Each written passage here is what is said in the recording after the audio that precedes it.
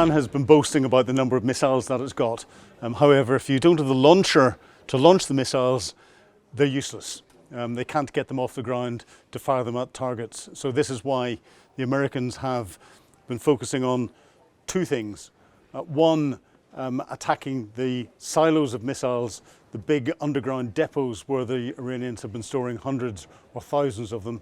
The Iranians boasted on television showing pictures of their underground bunkers, suggesting that they were immune to US attacks. Well, the Americans will have sealed the entrances and exits to those bunkers, stopping those missiles and some of the launchers from getting out from underground.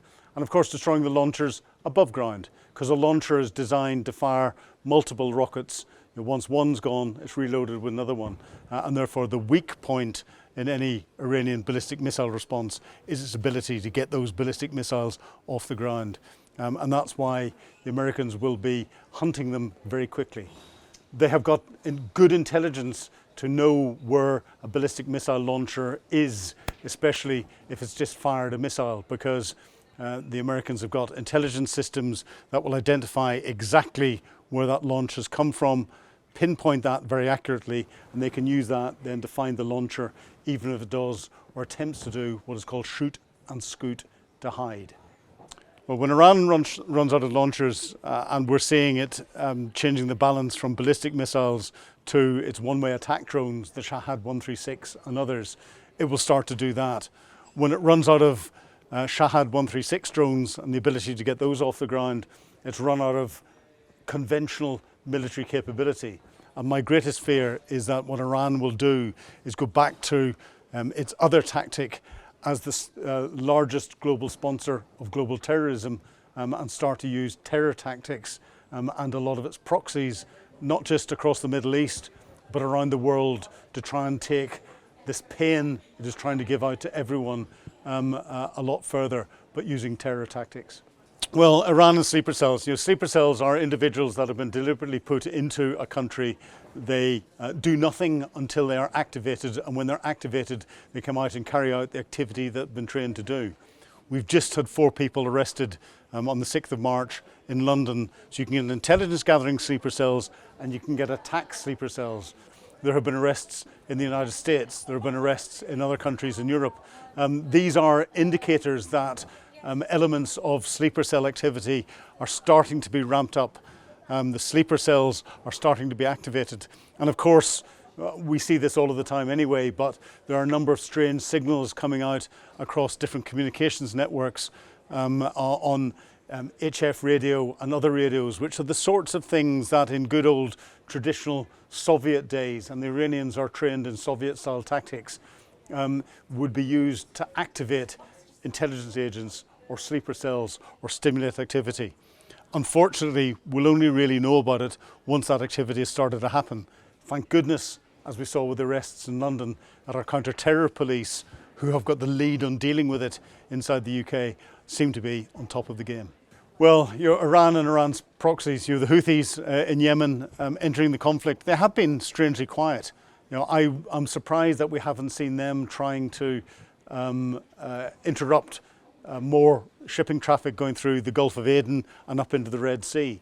Of course, the Houthis rely on intelligence from Iran, they rely on weapon supplies from Iran, and it could be that they're concerned that their weapon stocks are so low, or they're not getting the intelligence to allow them to target the weapons that they've got against international shipping. They seem to be keeping their heads down, but they are merely one of the proxies. If we see sleeper cells being activated further in the west, we will likely see the remaining elements of the proxies across the Middle East. So we've got the Houthis in Yemen, we've got Hezbollah in Lebanon, which the Israelis are dealing with. We've still got the rump of Hamas left in Gaza. There are a number of different groups that operate throughout Iraq. We could see them stimulating more activity around the area to try and bring those terror-type tactics further into the Middle East as well. Well, if the Houthis do anything, what they'll do is they'll complicate the problems around international shipping. The Houthis can't really affect what's going on in the Straits of Hormuz directly.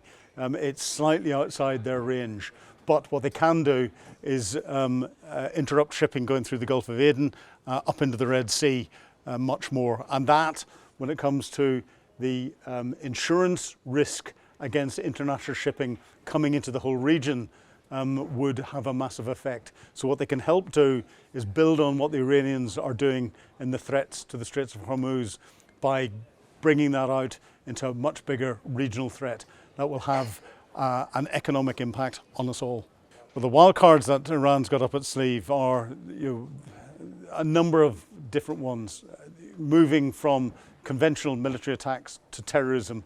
That is well within their gift, that is well within their tactics, well within what they will have pre-designed and set up. That's what worries me most. Of course, we're starting to see Iran and Russia and China and possibly North Korea coming together even more. We've seen a swap of Russian technology into Iranian drones, and those Iranian drones used against Western military activities, in particular the top secret U2 spy base at RAF Akrotiri in Cyprus. So top secret you can find it in Google Earth, but it was an Iranian drone with Russian guidance technology, that guidance technology designed to avoid electronic warfare and disruption from that was used to attack that facility. So we're seeing a coming together of technologies in a way we hadn't quite seen beforehand, and I don't think we've seen the end of that yet.